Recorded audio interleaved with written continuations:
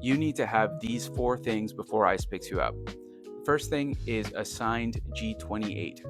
So this form, just go onto Google, type G28 USCIS. This is an attorney representation form. The reason it's important is because before your attorney can speak to ICE or the official, he has to have that form signed.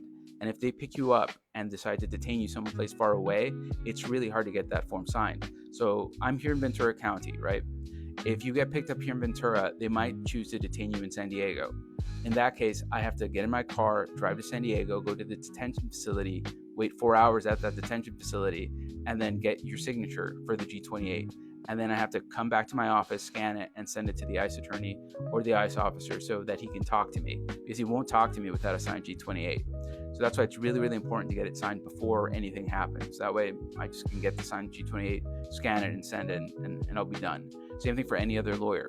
Your lawyer will need it if you're detained, and it's easier if you have it pre-signed. So it's the G28 USCIS. Type that into Google, and then it's page 3. Okay. The next thing you need is a signed I-246. That's the stay of removal. Okay, it's a form. You have to have that signed, and it's for the same reason. I need to go into detention facility to get your signature. If you have it pre-signed, it's easier. So it's the same thing as the G28.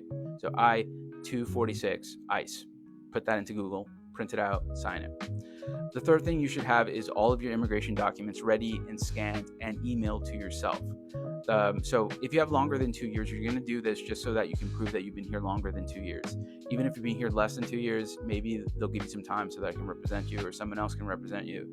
But having all of this scanned and on your phone and also emailed is great, because then if it's on an email, your loved one who has access to that email with the password and everything, you just email all the documents straight to your lawyer.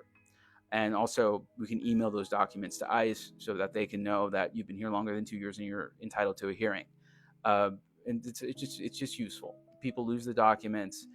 They're always struggling to find them.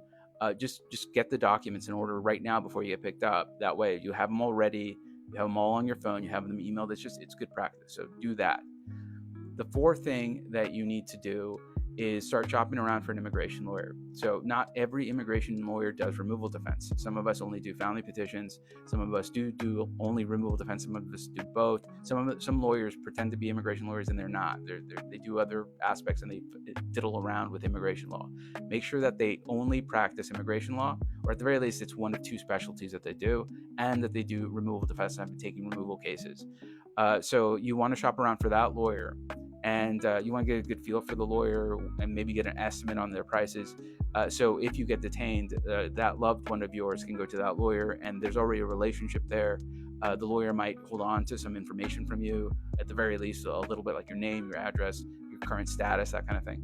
And so he's not just going to start representing you right off the bat without knowing you. At the very least, there was a consultation that happened beforehand, and so he's more likely to take on your case. I wouldn't represent anybody without a consultation, so that's just me. But every lawyer is a bit different. So those are the 4 things you need to do. Make sure you have a signed G28. Make sure you have a signed I-246, 246, and make sure you scan and send all your documents to yourself via email, so you have them there safe and sound, and that you've already looked around for an immigration lawyer before the emergency happens, before you get picked up. I hope that helped. Bye.